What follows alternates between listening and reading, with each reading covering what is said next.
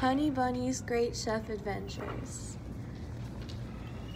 Honey Bunny was a very small rabbit in a great big forest, but Honey felt at home in the forest and she had great big dreams. Honey wanted to be a chef. She knew she was small and young, but she wasn't going to let that stop her. She was going to achieve her dreams, and she knew how. Honey wanted to give all the forest creatures the very best.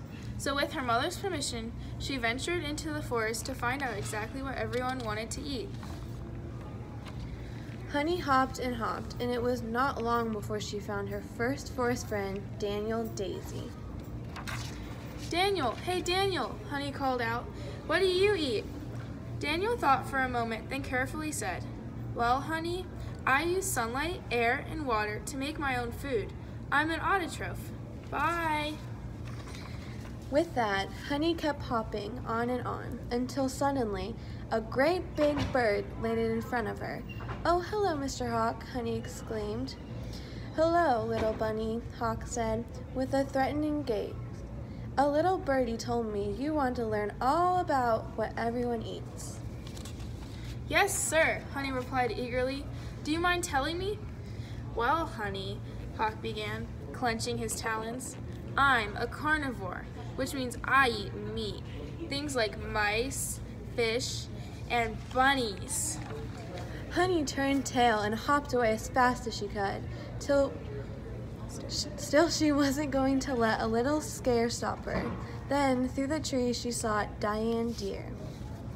Diane, I'm so happy to see you. You don't eat bunnies, right? Honey looked at Diane suspiciously. Diane laughed. Of course not, Honey. I'm a herbivore, so I only eat plants, like grass and leaves. It's like being a vegetarian.